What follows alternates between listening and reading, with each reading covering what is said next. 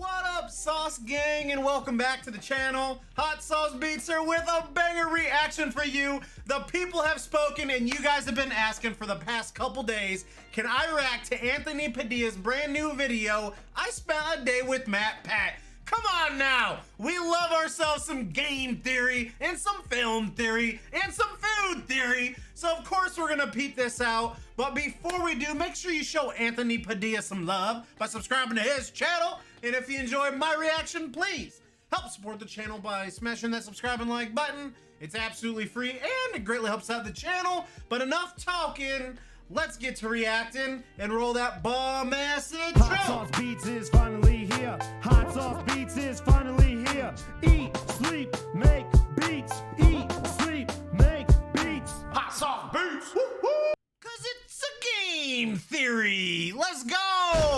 Oh man, dude, I'm excited for this. What happens when a nerdy data analyst slash theater kid builds a network of YouTube channels with over 36 million subscribers, and then after 12 years... Check, does he have a fourth one? Game theory, film theory, food theory. He doesn't have a music theory, does he? Because his logo, it has 4 sections. They decide to sell it all.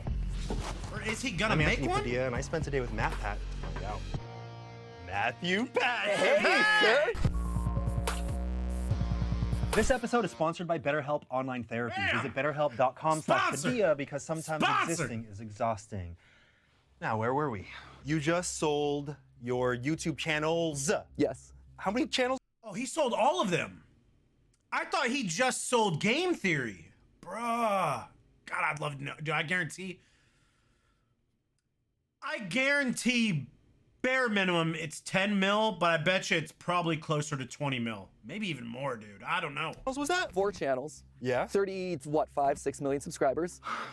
Holy So his 4th channel's the Game Theory Live. That's right. That's right. The whole Theorist business is in someone else's hands. I sold it all. 100%? I still participate in the parent company now, so I still do have ownership in the overall business, but it's just like the level up of the business. Okay. But yeah, no, at the end of the day, Touche. all decisions that are made, I'm a consultant, I'm an advisor, I am there to help out as best I can to steward Theorist forward with all the right directions, but Oh, look at the that decisions camera are angle. That's ultimately in someone new. else's hands. Are you allowed to talk about how much money you sold the company for? No, but I can say that we made sure that it was a number that we were happy with. Yeah. It was everything that we were hoping to. Right, dude. Why would you sell it for something you weren't happy with? Dude, that's awesome, bro. Seriously, I mean, that's like every entrepreneur's dream is to start a business, make it successful, and then sell it. I mean, that's what millionaires do. They make businesses and then they sell them. Good for MATPAT, dude. To get out of it, and we made sure that our team was taken care of in the process. But your experience with Defy and selling Smosh, I think is a signal for everyone who comes afterward of like what you should be looking out for. Learning the lessons from you and your experience was so important in all the negotiations. I forgot that they sold Smosh. Yeah, I mean, I'm glad that our experience could at least be a good example of the things to look out for. Yeah. And for anyone watching that doesn't know, what happened was YouTube was changing a lot of things, and I had this fear that, you know, we had been doing YouTube for 6 years at that time, and it was the Wild West, and it was like at any point, anything could collapse. Everything that I built was gonna be gone. Yeah. And then we started talking to this company who was coming in, and they were like, hey, you know, not only can we give you theoretical stock dollars, we can also help you with production. We can help you launch these channels. And at that time, I was coding the entire website, PHP, MySQL. Is it MySQL? Yeah, MySQL, yeah. I was like, I cannot focus on making videos if I'm doing all this stuff. Right. And they had a whole team that could take care of that, plus so many other things, helping us launch channels. They can do all this data analysis. I didn't know about literally, all this, bro. You know, what you did. Hey, that's me. What you did. That's where I step into the story. Yeah. You were their data analysis that could, you know, look at why things were performing well, why they weren't. You knew all the ins and out of everything that was going on behind the scenes with YouTube's algorithm at the time. They also offered a salary, and I was like, So here's a good point coming off this though. Every person's failure, for the most part, is a lesson learned that someone in the future can use to hopefully not make the same mistake. And not saying necessarily that they made a mistake, but where it sounds like this is going is that they regretted selling it, or necessarily like for what they got for their channel. So MATPAT learned from that. But yeah, I mean, that's why I'm a big believer, good or bad, everything happens for a reason. And every loss, every failure is a moment to take a lesson from and grow from it. And that's for everybody. You can learn from other people's failures as well, or mistakes. Let's do it. This seems like we have so many opportunities, so many great things that can be going on behind the scenes because there's this company overseeing all of it, while all I get to do at that point is write and act in my stuff. Fortunately, that kind of pulled me away from the overall view of what this actually meant. Right, exactly. And to be fair, I mean, like, I don't know how much of your story came prior to Defy versus after Defy, but like Smosh 2, Smosh Games, the website, I mean, like, you guys did a lot of stuff and you did it really well. As an employee of the company that was Defy. The problem was twofold, right? Similar to all the MCNs back in the day, they tried to do too much. Yeah. Oh, so MATPAT worked for Defy. He was a data analyst there, bruh. Yes. They tried to deliver value at all of these different things, and really was only good at one thing, which was like selling ads in front of your videos, right? Like, they were real, Defy, for all their faults, was good at that. They were really good at that. They were great at coming to us with, like, you know, like our Assassin's Creed 3 video was sponsored. It has 100 million views because we got full freedom, because Defy was there to kind of, you know, broker that deal and make sure that we had full freedom to do whatever we wanted. And that was amazing. And I feel like that is where they were really good at what they did. But, you know, on top of you saying, you know, they were really great at also launching a bunch of things, yes. Too many things, and we were the butt of that because we were constantly told, hey, we have this new thing, but it's going to bring a lot of money for the company, and you know, you have stock in the company, the more money that you bring in, the more, and then we were like guilted into participating in every single thing that they brought us. So it was like games, comic book, the movie, it was a cartoons channel. Shut up, cartoons! Shut up, cartoons. Bro, again, fam, I mean, I've really only gotten like big into YouTube and watching it, and just, I mean, it's all I consume now for the most part, with the exception of the Last of Us TV show. Amazing! Episode 3 was amazing. But, so Smosh, or Smoosh? Smoosh? Smosh. I know I sound like an idiot, but it was before me getting on YouTube. So this, I didn't know they had all of this, bro. I didn't realize how big it had gotten. And this is gonna blow your mind. I knew about Anthony Padilla's channel before I even knew about Smosh's. I know, crazy. Smosh babies. Yes, you were working there at that time. So many damn episodes. You watched those? It was my job. Okay, I'm a fan of your content. No, it's because you loved it. Yeah, shut up, cartoons. There were some bangers on Shut Up, There Cartoons. were some bangers There were some bangers on Shut Up, Cartoons. Smosh Babies was one of the better ones for sure. Yeah, but yeah. You know, it's like, it was Rugrats on crack. Yeah, Crack is the appropriate, unfortunate word. It is very accurate to what that show was. Drugs, wow, man, you're dredging up so many repressed memories. It ended up being a shitstorm of 100-hour work weeks with barely any break. On the weekends, it was constantly replying to emails and meetings. I can, like, looking back at the content, clearly see a shift right around there, 2014 to 2015, where it was, I just hated it. You said that you looked in from the outside and saw some of the mistakes that we made.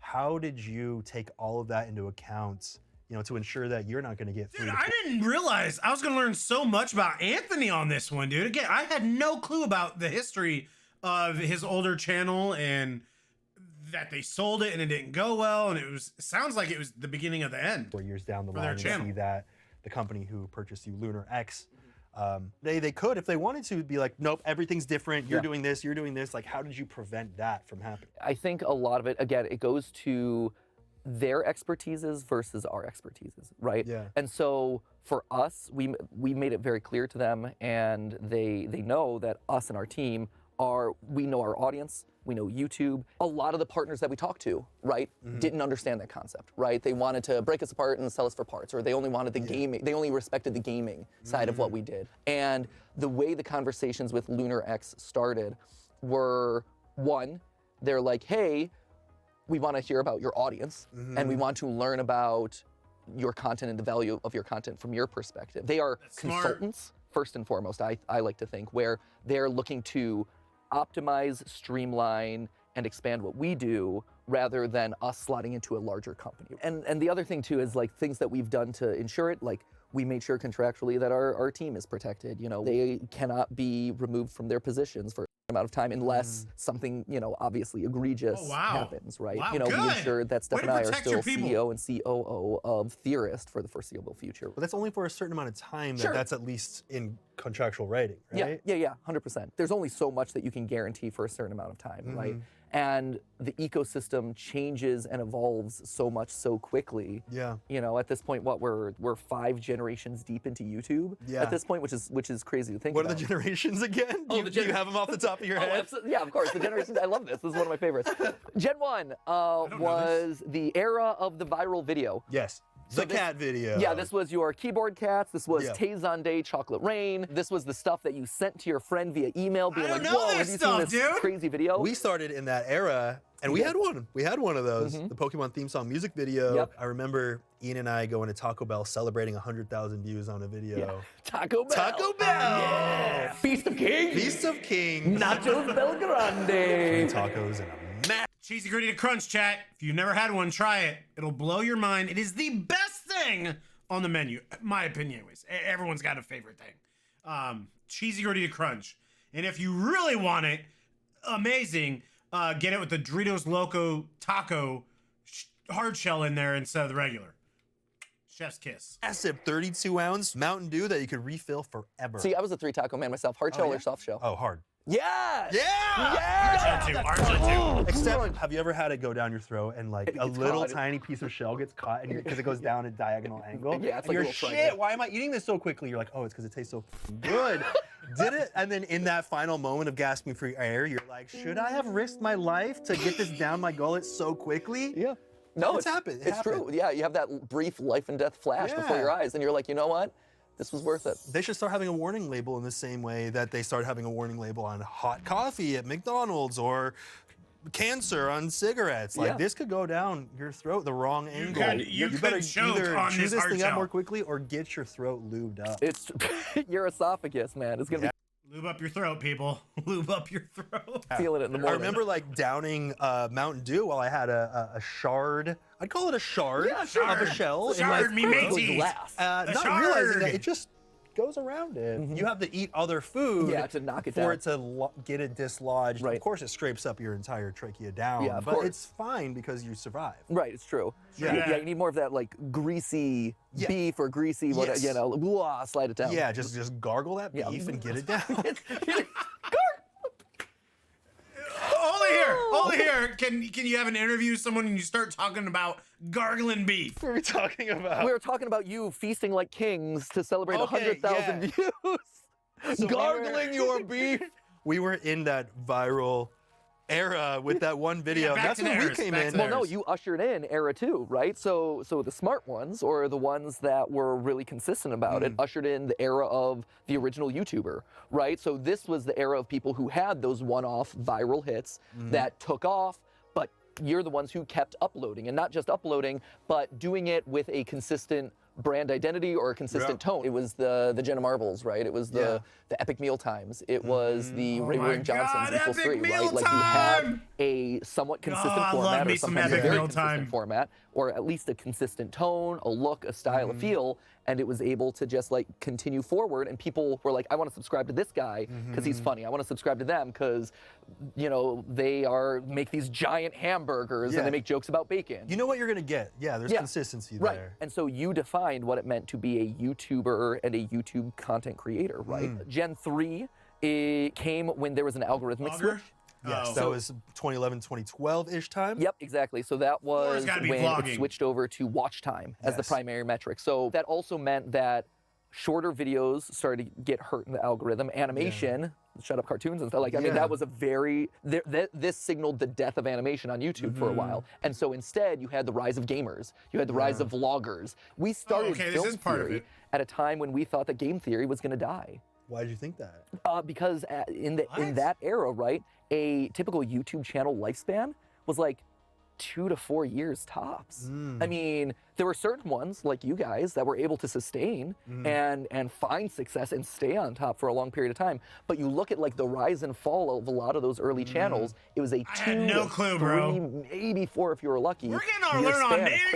Like, I should have known. I should have known something with MATPAT. We're gonna get our learn on. Classes in session, people. Have your pen and paper. Hopefully you're taking notes, because teacher MATPAT is here giving us some lessons in life. We've got to be lessons in life at some point. We've got to be over it at this point. And so let's launch film theory as a new thing while we're at the top of our game. Here's a new hook in the wall, and this is going to be great, and we're really excited about the content. It feels synergistic with what we're doing, and if game theory goes away, we got this, but maybe the two channels can help each other. And then Gen 4 was the Viner invasion.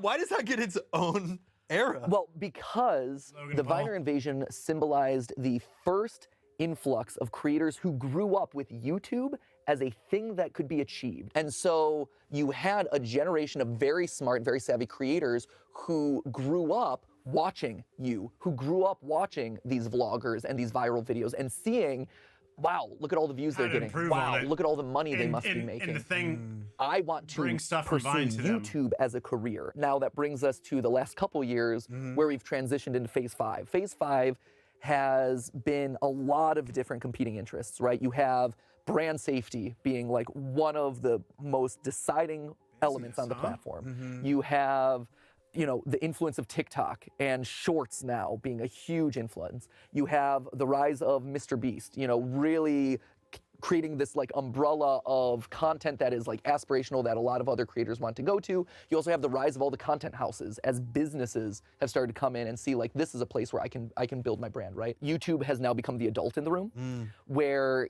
they are now the new television.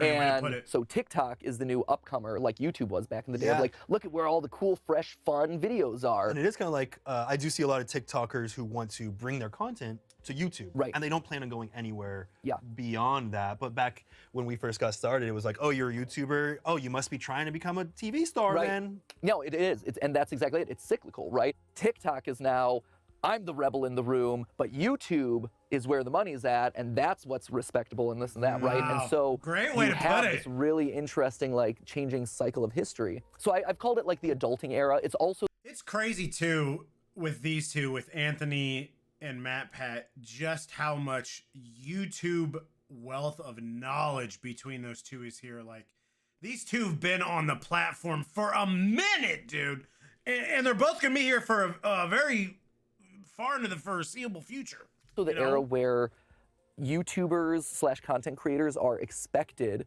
to be multi-platform creators who are launching their own. It's not enough to just create content. You are now a business. You are an empire. You are launching your Feastables and your MrBeast burger and whatever. Like, and you have to kind of have content on all the other platforms. 100%. And what I do is, you know, I release this full video here on YouTube, and then like, comment, and subscribe. Don't do that. Actually, that's a terrible call to action. It's inefficient. You'll do none of those things. You shouldn't ask people to subscribe. You should ask them to do one thing and one thing only, because the data shows if you ask them to do too many things, they will do none of them. If you say like, comment, and subscribe, it's meaningless because that is just a trope that everyone washes away. But if you say something like, lick that subscribe button, or, you know, do something weird. Gargle that subscribe button so that it can be lubed up enough to go down your throat. There it is. There it is. If you want. But also, you know, you could do something that's even better for this man right here, and that's click to watch another video. Is that more valuable than having an increased subscriber? The system knows if you want to subscribe to this channel or not, or if you're functioning. And smash that subscribe and like button. It's absolutely free and it greatly helps out the channel. I think I might reevaluate that. Dude, my mind is blown at how much crap I'm learning. I don't think I've ever had an educational, I don't think I've ever learned as much on an interview as I'm learning on this one right here. It is literally gonna affect how I do my intro. Wow. Okay. Like a subscriber to Oh, the so channel. it'll treat you like a subscriber even if you're not subscribed based on your habits with the channel? Exactly. But all the cameras, I don't know where this camera's focusing, but it's It's been on just my knees. it's a close-up of your crotch. Wow, money shot right there. There's a couple of legal issues that are working their way through the system right now that might impact their recommendation algorithm. If this goes through, that actually fundamentally challenges YouTube's systems around the algorithm, which suddenly means we might come back to an era where subscriptions matter again. Do you think that could be the next era if that happens? Would that ring in the next era?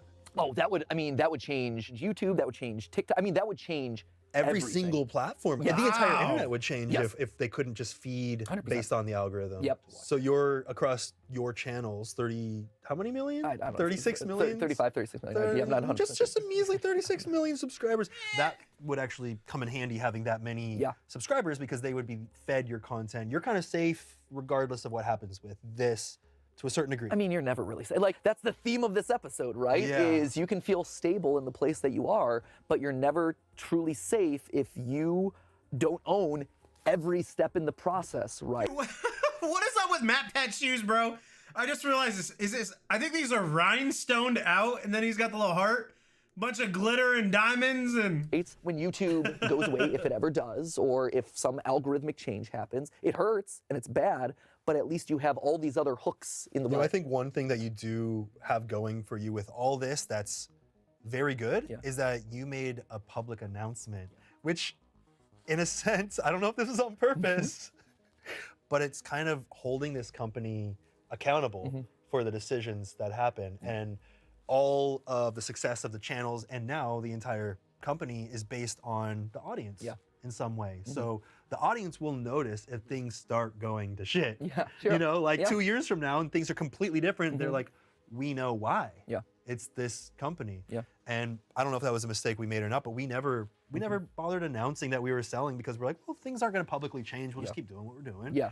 And I don't think anyone knew. So in a sense, it almost gave that company more power to do whatever they wanted. Because a lot of Saying, people probably "We're just not thought it gonna be was held is accountable them. for Their content was shit now or Essentially, something. You know, like. It's interesting that you call that out because that didn't ever really enter our minds. For us, doing the announcement video was so important because our audience, you know, like it's a relationship, right? Yeah. Like it is a community that we've been able to 100%. build, and again, like we So I have always this call bank you of guys trust with my them. sauce Like, they've gang, been my following fam. us for the last We got a 10 community. years, some of them, and we owe it to them to let them know, like, hey, this is a big moment, and change is scary.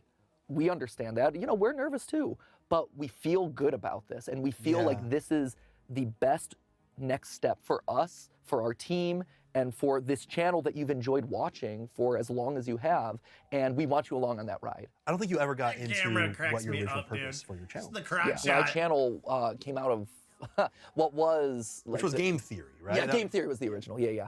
I toured around in theater for a while. I was directing and acting. I didn't know you were an actor before that. I didn't know that you were used to being on screen because a lot of your game theory stuff was so analytical. I just assumed that there's a disconnect. I went to college for theater and neuroscience, Wow. which is very Opposite different. sides of the spectrum. Very different. At the Way time, like I was different. touring around in theater, directing and acting in shows.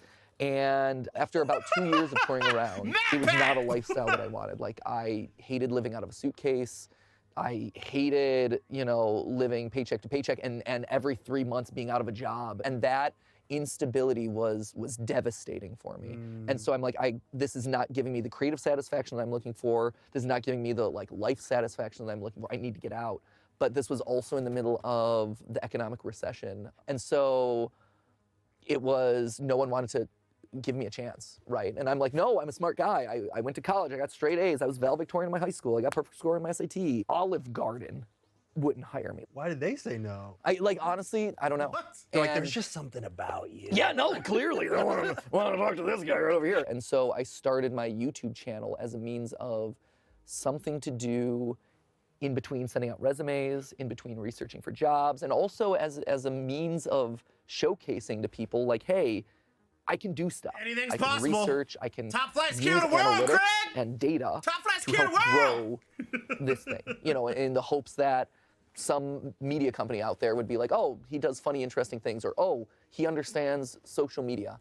And eventually, someone, one of the early MCNs named Big Frame, they're like, we don't know what we want to do with you, but we see that you're smart and you'll figure it out. And that was the single moment that changed everything for me. At Big Frame, I consulted for some of the biggest channels on the platform, right? Like they were a smaller MCN, they were more of a talent agency.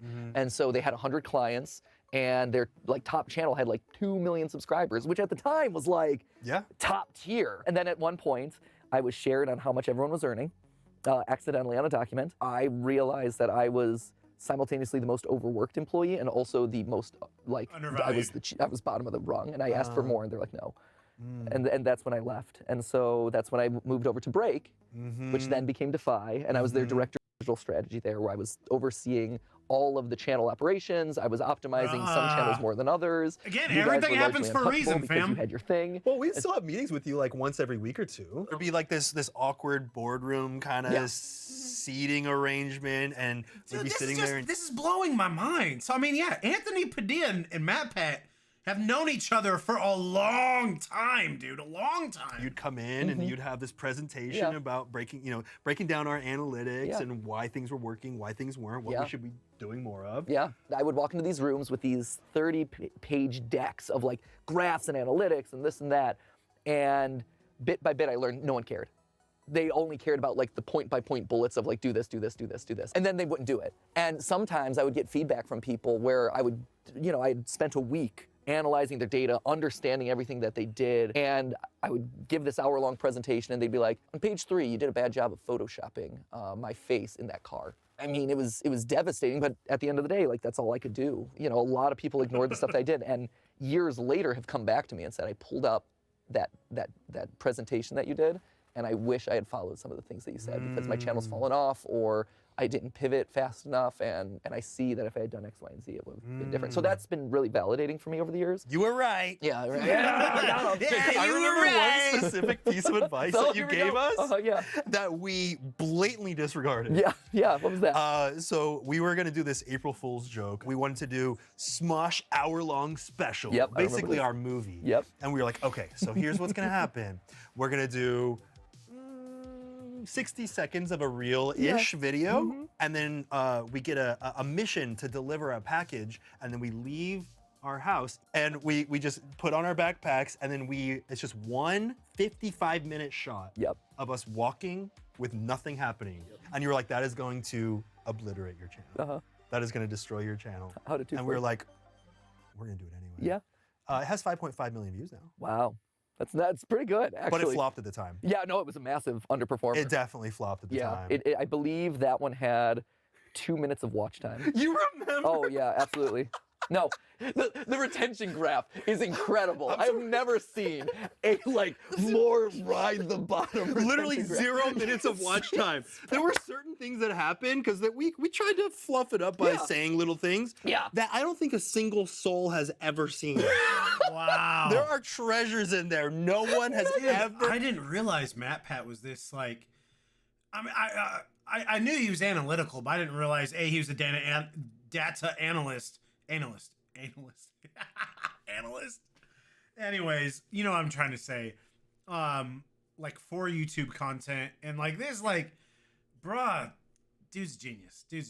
That video is gonna get such life after this upload, by the way. See. It's gonna happen. Maybe I should dedicate a video to it. Maybe I should. Maybe there's a theory to be had. A flop theory. No, it's a film theory. There's like secret Easter eggs in there. Maybe I don't know what you guys said. Was there a specific moment that you Because he remember didn't when watch it. your channel went from something that was just kind of in the background to something that became your entire everything?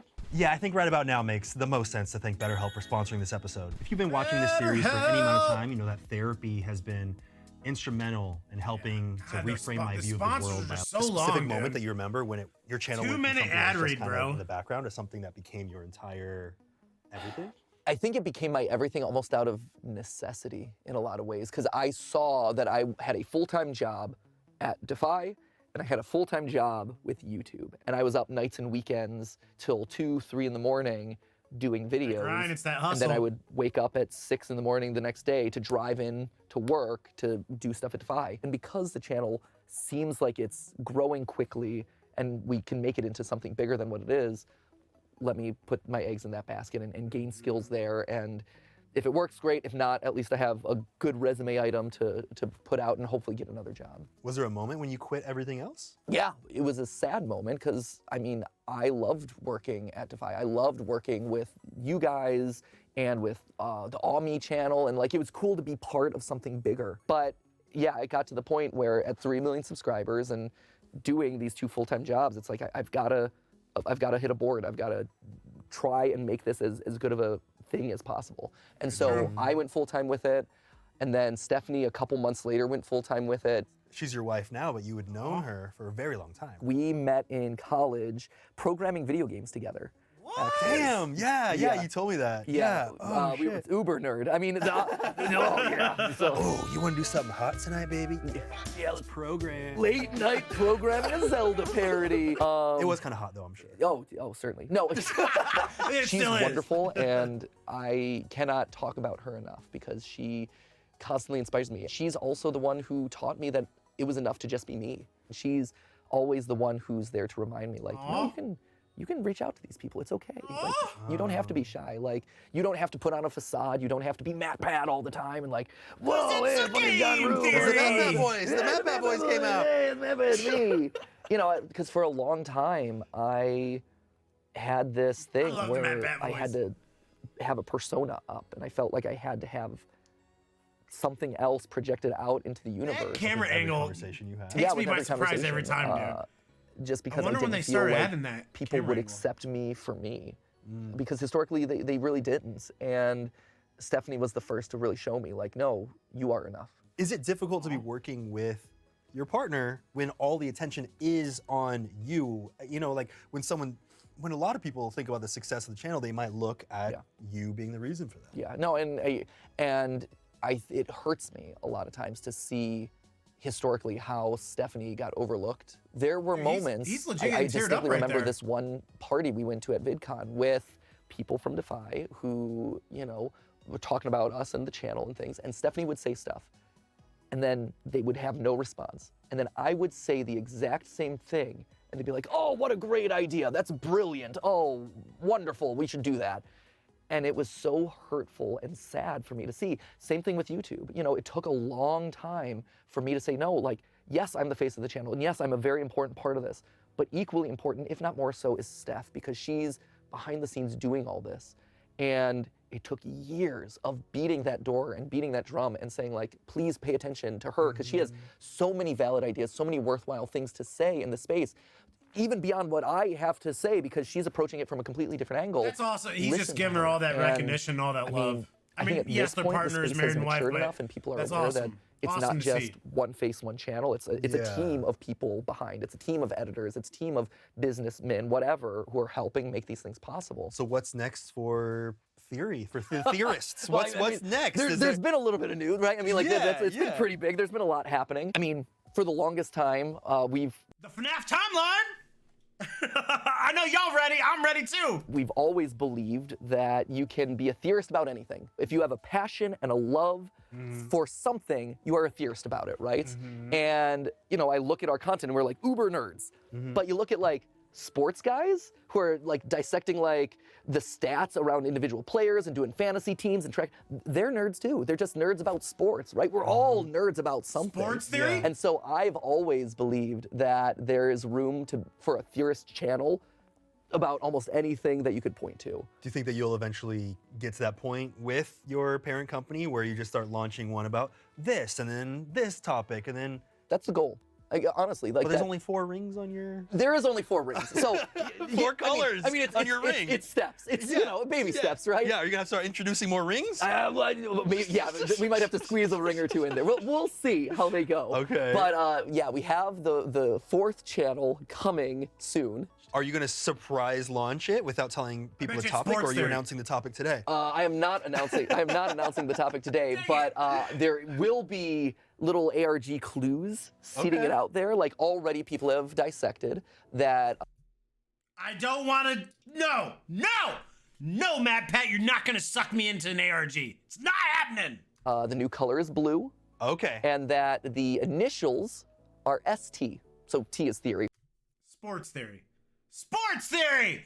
But come on, bro! Let's go!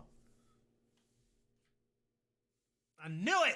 I knew it! But spoiler alert! Oh, I solved that one for you. Okay, But, so S- it's up to the audience to figure out what Yeah. the S stands for. I can also say that yesterday Yeah. I was here in LA filming something where I got a lot of blue goo spattered all over me. Oh, so it's sex theory. Blue goo. So is it science theory then? Okay, so it's either sports theory or science theory. I figured it out. I hope didn't it's need an A or sports. I G hope or it's any sports. clues. Coming to a red tube near you one of these days. Sex In theory. more ways than one. I must say, it's so refreshing to see someone so excited about the content that they're making and the future possibilities. You know, you've been doing this for so long. How long have you been in? Over a decade? 12 years at this point. 12 Yeah. years, Yeah. and you are still so excited Bruh. about every single thing that you're doing. I feel like that is what is keeping you and probably Steph and so many of your team young with just that just fueled with excitement. That's I awesome, I dude. am This is so so good. lucky to be surrounded by so many talented, creative people, and you know, it's one of those things that there's so many awesome ideas, and there's so much enthusiasm for all of the stuff that we touch, and you know, they inspire me, I inspire them. It's this very synergistic cycle. Vicious It's cycle. a virtuous It's a vicious cycle, I guess. cycle. I'm hopeful that again, with added resources and stuff, all of a sudden we're able to capitalize off of that. They're able to get the spotlight that they, you know, so deserve after years of kind of funneling through my creativity.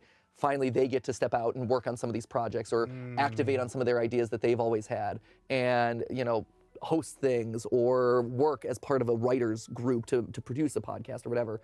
All of that opens up the doors. So, and again, it keeps you young. Do you have a theory about this channel? What's the deal with the painting back there? I've always wondered about the painting, but And the hold on. sloths. Have What's you, that? Have you noticed this? What is it? Have you, What? Have you seen this? What is it? Right there. What? There's like a remnant of a ring on there, There's a. and there might be a little code right there. There is a. Do you see that code? What do you think that is? No, there really is. I know. Wait, if you look at, I actually never. Did she hide that? Yeah, I think she might have hit. Did she hide? Isn't that crazy? What are they doing? Yeah, secret code. I think there might be a conspiracy afoot. Okay, I'm gonna have to look at that later because I had no idea that Yeah. that was there. No, it's true. I think that this painting might unlock its own secret lore to your channel.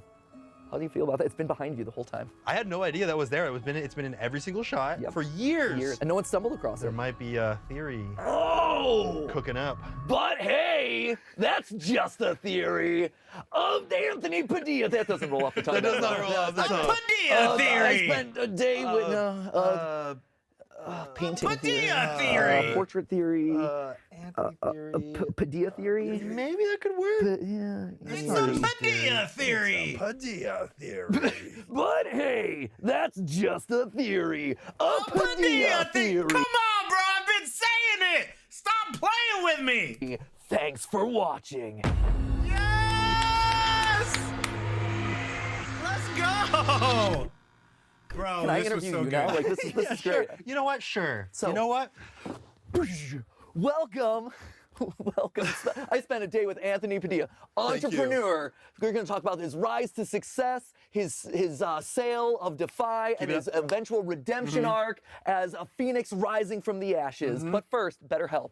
All Brought to you by BetterHelp because sometimes existing is He's exhausting. He knows. Hashtag enough? spot. You are a fan of the show. Yeah, of course I am. Bro, let's go! Okay, guys, let me bring you in. Let me bring you. Dude, this was.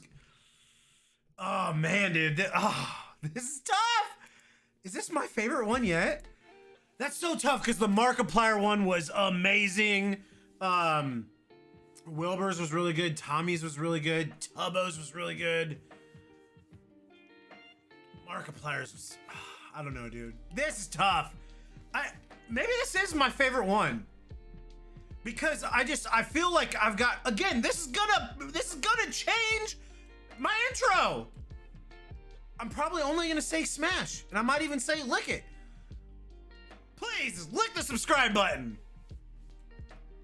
Lick it, smell it, suck it, suck the subscribe button. Cause hey, I don't know, dude. I'm gonna, wow, okay. I'm gonna do something. I don't know what yet. this was the last time that I say, and please smash the subscribe and like button. It's absolutely free and it greatly helps out the channel. Last time I say that. It's gonna be something. But yeah, this was awesome. I learned, I didn't realize I was gonna learn so much about Anthony Padilla. MATPAT, learn about him. The dude's just a genius. I think every either current content creator, aspiring content creator needs to watch this because there's so much good value in this to learn moving forward. And again, it's gonna help me and affect how I do a lot of things. So, sorry, I got the hiccups. And I'm really curious to see the new channel. I think it's gonna be sports theory. I don't know what the blue smudge would be, but I think it's gonna be sports theory. Just because the market is so huge and there's so many things you can do with sports. Not saying you can't with science, but I think science would be down the road. But this was amazing. I hope you guys enjoy it. Make sure you show Anthony Padilla some love by subscribing to his channel. And if you enjoyed my reaction, please help support the channel by smashing that subscribe and like button. It's absolutely free and it greatly helps out the channel. I just said it there. I think we'll change the intro one, but leave the outro the same. And remember, it's eat, sleep, and make beats, and as usual, be kind of what it up. And that's all I got. Boom, I'm out. Gonna the bad love. What a sauce gang. Got.